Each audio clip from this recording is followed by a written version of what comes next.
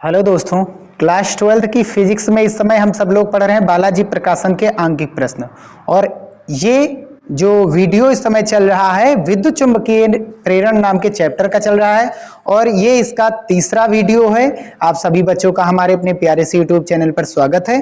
पहले दो वीडियो में हम सब लोगों ने फार्मूले और उन पर आधारित आंकिक प्रश्न को बारे में जाना और क्वेश्चन नंबर 8 तक सभी क्वेश्चंस को सॉल्व किया है। क्वेश्चन नंबर 9 से शुरुआत करने वाले हैं। क्वेश्चन नंबर 9 कह क्या रहा है? कह रहा है कि एक चालक लूप एक समान चुंबकीय क्षेत्र B = 0.020 टेस्ला के क्षेत्र में लंबवत रखा है। यदि लूप की त्रिज्या 1 मिमी प्रति सेकंड की दर से सिकुड़ रही है तो लूप में प्रेरित विद्युत वाहक बल का मान ज्ञात कीजिए जब उसकी त्रिज्या 2 सेमी। तो कोई एक समान चुंबकीय क्षेत्र ऐसे है, मान लीजिए एक समान चुंबकीय क्षेत्र ऐसा है जो कागज तल के लंबवत है, जिसकी दिशा क्या है? कागज तल के लंबवत भीतर की ओर।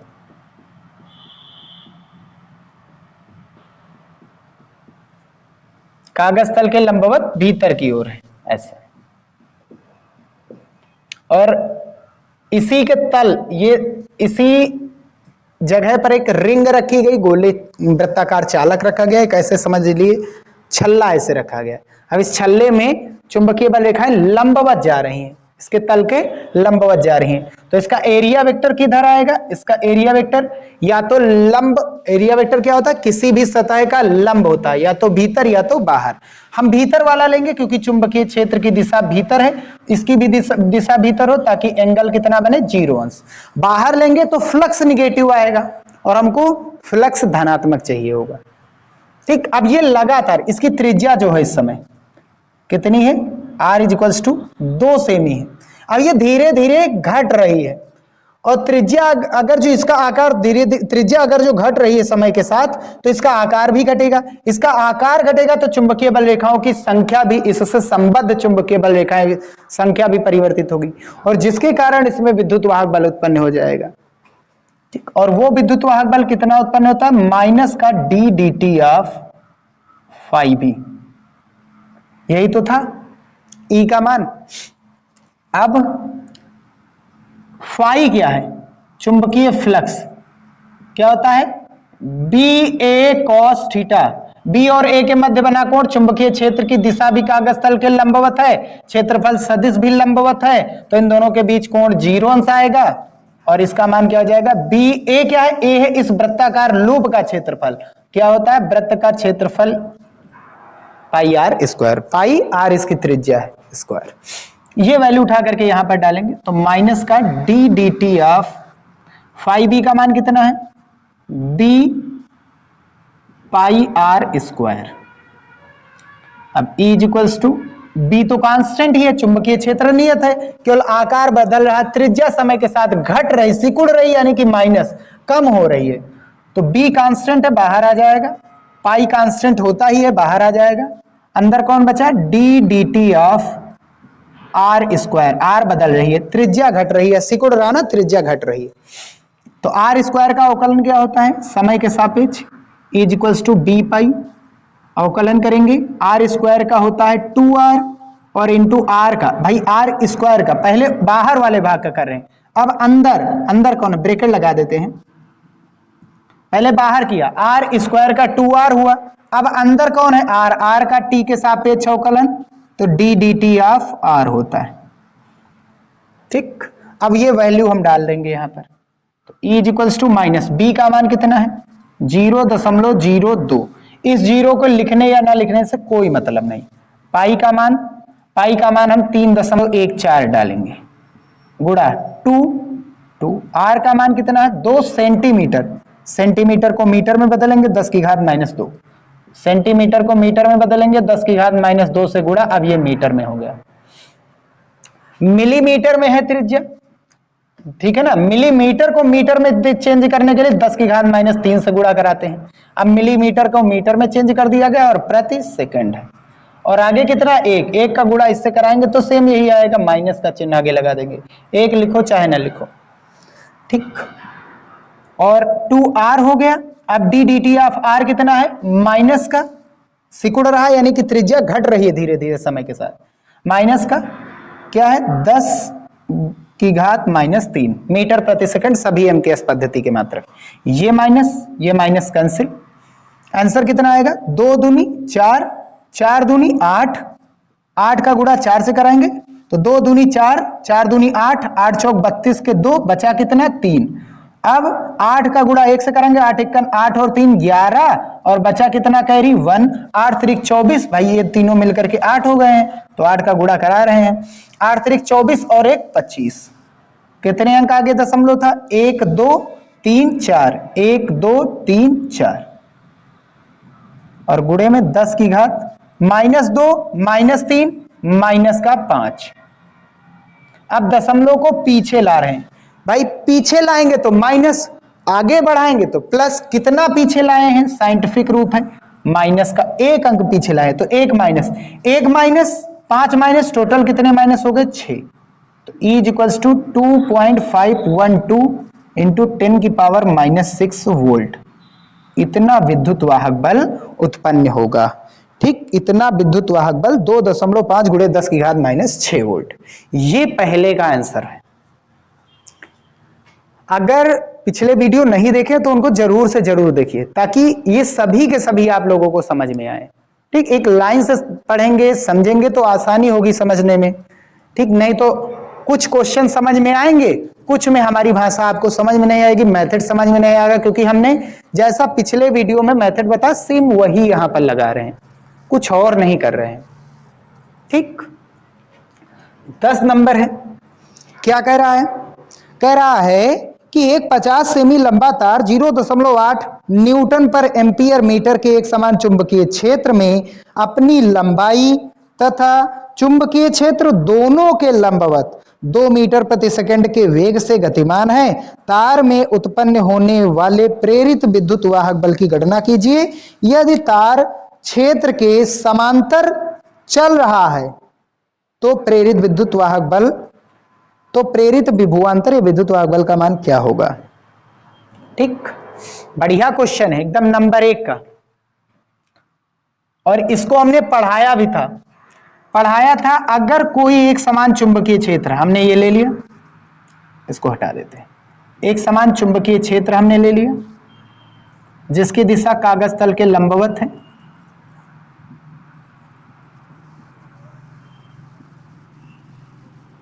और इसमें कोई एक चालक तार हमने ले लिया, ये जिसकी लंबाई क्या है L, ये लंबवत ऐसे रखा है, चुंबकीय क्षेत्र अंदर है, चुंबकीय क्षेत्र किधर है, अंदर की ओर है, दिखा रहे हैं, थोड़ा सा पेन निकाल लें,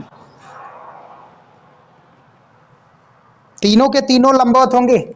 अब वेग ये चल ऐसे रहा है कि लंबाई और चुंबकीय क्षेत्र दोनों के लंबवत है, और अगर लंबवत होगा ये तीनों लंबवत होंगे, चुंबकीय क्षेत्र ये है, चुंबकीय क्षेत्र की दिशा किधर है, अंदर है, बी अंदर है, गिर बहुत रहे हैं, एक अंदर है बी, एल की डायरेक्शन ऊपर रखो चाहे नीचे, लंब ऐसे है ना, और वी किधर है, सामने की ओर, इस ओर।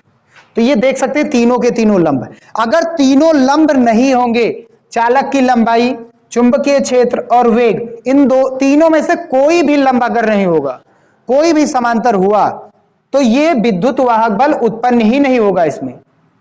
ये बात याद रखिए, तीनों के तीनों लंब ही हो, लंबाई, चुंबकीय क्षेत्र और वेग, तीनों के तीनों लंब हो, तभी विद्युत वाहक बल इसमें उत्पन्न होता है।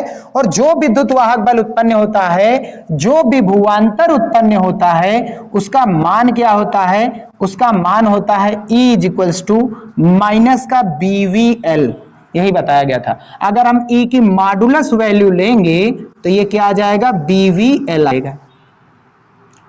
तो E की मॉडुलस वैल्यू क्या आ जाएगी, B का मान कितना है 0.8, वेग कितना है 2, L कितना, लंबाई 50 सेमी है, सेंटीमीटर को मीटर में चेंज करेंगे तो 10 की घात -2 से गुणा, तो 50 गुणे 10 की घात -2। तो गुणा कराने के लिए क्या करेंगे, 8 दूनी 16 और 16 पंचे 80, अच्छा, एक जीरो से एक दशमलव कैंसिल, 2 पंची 10 और ये 8 लिखा है, 2 पंची 10, 10 लिख दो और गुणे में 10 की घात कितना है, -2 है। हल करेंगे तो 1 प्लस का 2 माइनस का कितना बचेगा, -1 और गुणे में कितना है 8। -1 का मतलब है दशमलव को आगे ले जाओ। माइनस क्या करता है, संख्या को कम करता है, और प्लस क्या करता है, बढ़ाता है। तो माइनस क्या करेगा, दशमलव को आगे भेजेगा। मान लेंगे दशमलव यहां है तो एक अंक आगे जाएगा, तो इसका मान कितना आ जाएगा, 0.8 वोल्ट आएगा। माइनस चिन्ह लेंज के नियम का पालन करता है, लेंज के नियम को बताता है, तो माइनस से कोई मतलब नहीं है। 8 वोल्ट का विद्युत वाहक बल उत्पन्न होगा। अब इसमें सेकंड केस में क्या कह रहा है, अगर चुंबकीय क्षेत्र और वेग इन दोनों की डायरेक्शन जो है एक दूसरे के समांतर हो जाए तो बल कितना आ जाएगा। यही तो हमने बताया था, एक विद्युत क्षेत्र होता है और विद्युत क्षेत्र साम्य स्थिति में क्या होता है, चुंबकीय क्षेत्र चुंबकीय बल के बराबर आ जाता है। तो विद्युत क्षेत्र क्या होता है, विद्युत क्षेत्र भाई एक तरफ प्लस इकट्ठा होता है, एक तरफ माइनस, तो प्लस से माइनस विद्युत क्षेत्र उत्पन्न करता है जो प्लस और माइनस को रोकता है आने से, माइनस वाले को रोकता है। लेकिन चुंबकीय क्षेत्र बड़ा होता है तो आने देता क्या ऐसी स्थिति आ जाती है कि चुंबकीय बल और विद्युत बल बराबर हो जाते हैं। तो वही है, F बराबर क्या होता है, Q V D sine theta कितना है, समांतर है ना 0 अंश, B और V के मध्य बना कोण, B और V एक दूसरे का, और बराबर में Fe इक्वल्स टू कितना होता है, Fe इक्वल्स टू हमने बताया था, Fe equals to E Q, ठीक, Q के रूप में कौन आ रहा था, इलेक्ट्रॉन आ रहा था, ठीक, वही रख दीजिए। साइन 0 अंश का मान 0, E इक्वल्स टू क्या होता है, V अपान L कितना है, लंबाई कितनी L, और इंटू E इक्वल्स टू ये पूरा साइन 0 का मान 0, और वैसे ये V का मान क्या हो जाता था, 0। यहां 2 E आए थे, एक E ये वाला था, ये प्रेरित विद्युत वाहक बल है, इसलिए इसकी इस E की जगह पर हमने V यूज किया था, विभवांतर को, बड़ा वाला भी, और ये छोटा वाला भी है, ये बड़ा वाला भी है, छोटा वाला भी हमेशा ऐसे बनाइए। तो विभवांतर क्या हो जाता है, शून्य हो जाता है, क्योंकि एंगल जो होता है हमने बताया था, कोई भी एंगल अगर बदला, ये देखिए दोनों समांतर हो गया तो एंगल 0 अंश हो गया, तो फिर ये बल लगेगा ही नहीं, चुंबकीय क्षेत्र बल लगाएगा नहीं, इलेक्ट्रॉन को वैसे ही रखे रहने का, जैसे जा रहा है वो वैसे जाएगा, ठीक। हमको विद्युत वाहक बल उत्पन्न कराना, कॉन्सेप्ट अगर डेरिवेशन हमने बताया तो पढ़ा है, कोई दिक्कत नहीं, बहुत बढ़िया रहेगा। चलिए क्वेश्चन नंबर 11 देखते हैं। क्वेश्चन नंबर 11 कह रहा है 0.4 मीटर लंबाई का एक सीधा चालक 0.9 वेबर प्रति मीटर स्क्वायर के चुंबकीय फ्लक्स घनत्व, मतलब चुंबकीय क्षेत्र ही है, चुंबकीय फ्लक्स घनत्व का मतलब ही चुंबकीय क्षेत्र होता है, ठीक है। चुंबकीय फ्लक्स घनत्व में 7 मीटर प्रति सेकंड के वेग से गति करता है। चालक में उत्पन्न होने वाले प्रेरित विद्युत वाहक बल का अधिकतम मान ज्ञात कीजिए। सेम वही रूल, अधिकतम मान का मतलब होता है E का पॉजिटिव मान, क्या होगा, BVL, विद्युत वाहक बल।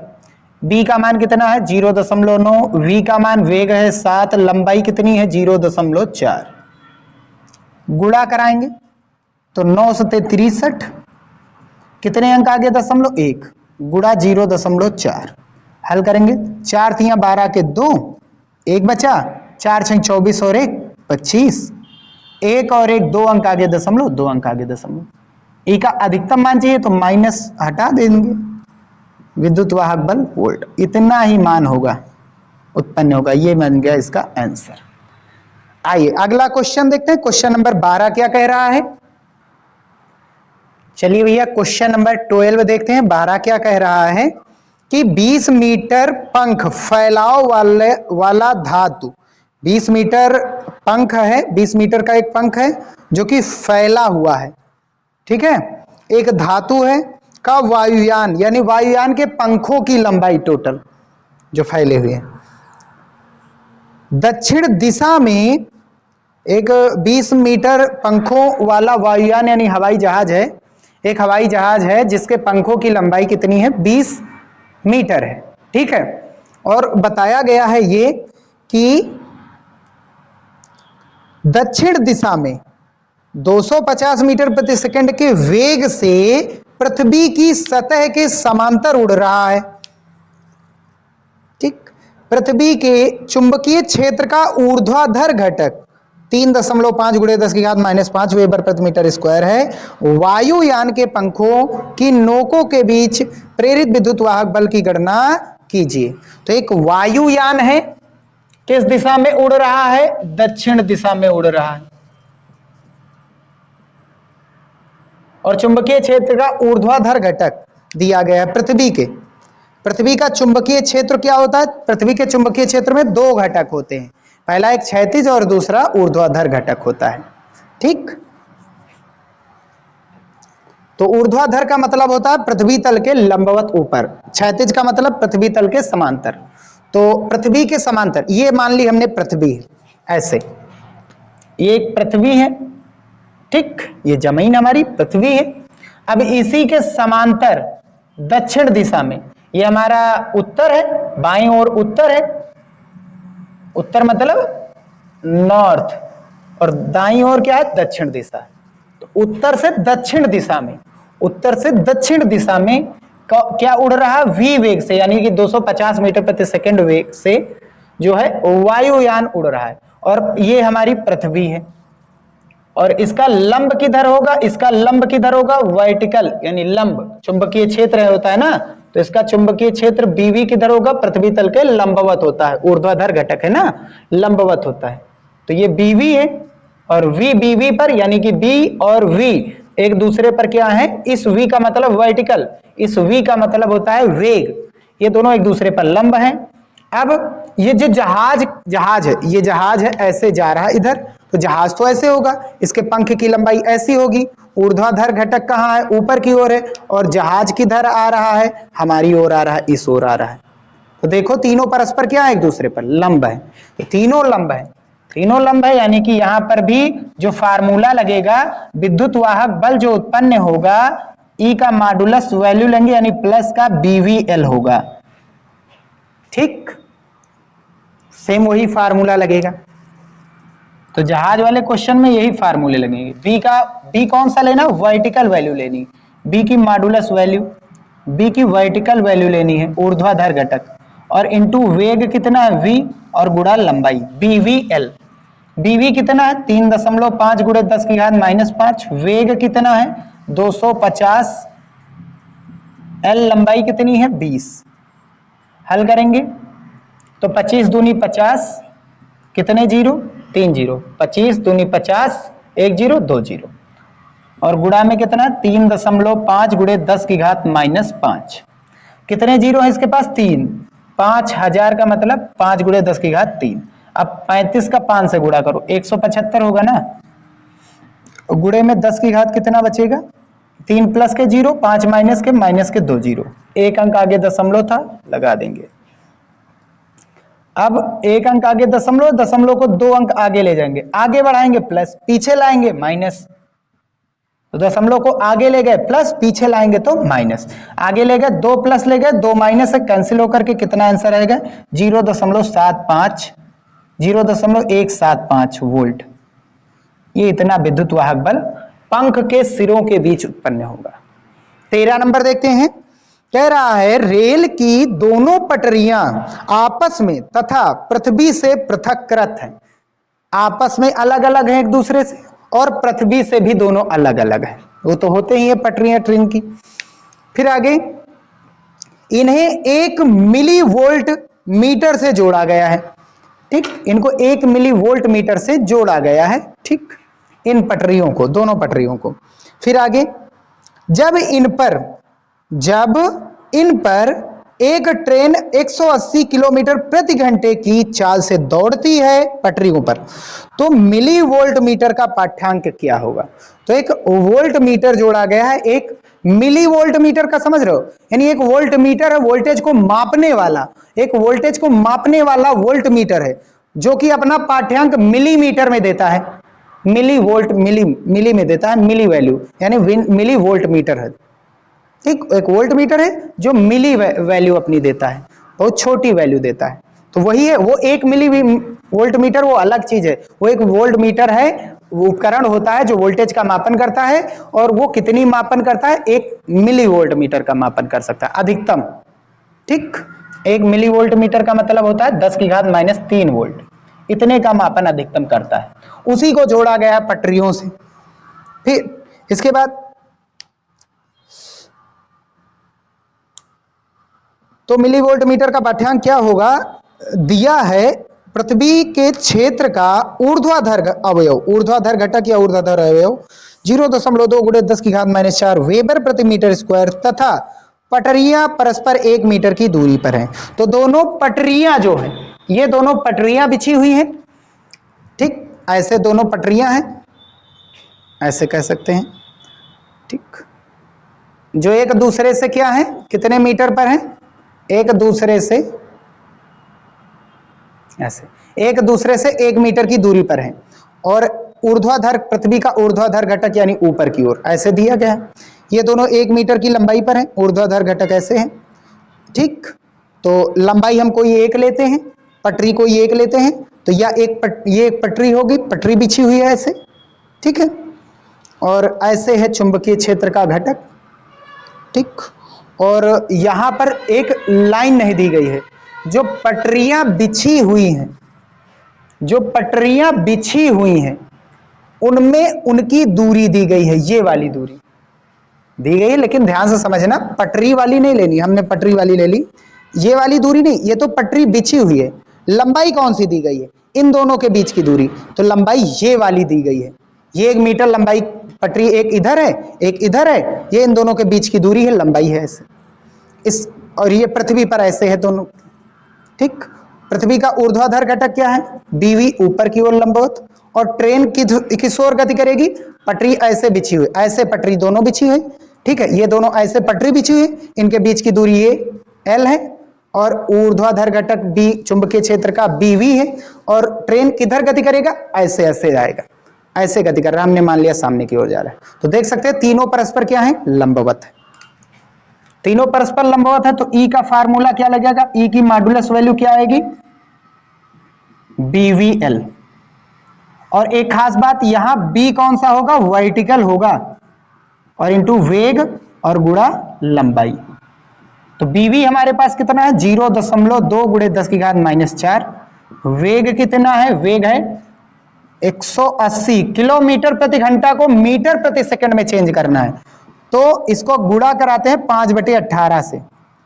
अगर कभी भी किलोमीटर प्रति घंटा को, याद रखिए, किलोमीटर प्रति घंटा को हमको चेंज करना मीटर प्रति सेकंड में, तो 5/18 से डायरेक्ट गुणा कराइए, यानी 1000 से ऊपर गुणा, नीचे 3600 से भाग, घंटे को सेकंड में चेंज करने के लिए। तो ये डायरेक्ट वैल्यू है।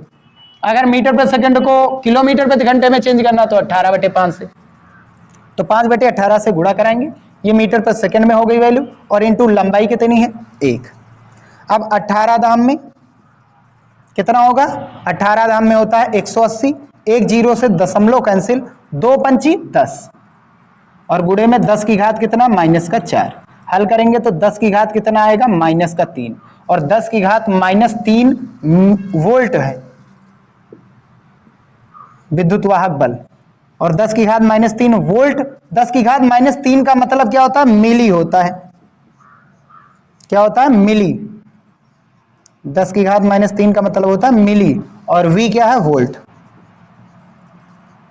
और आगे कुछ नहीं तो गुणा में 1 कर दीजिए, तो 1 मिली वोल्ट आग का विद्युत वाहक बल उत्पन्न होगा, यानी उतना विद्युत वाहक बल उतना उत्पन्न होगा जो वोल्ट मीटर मापन कर सकता है।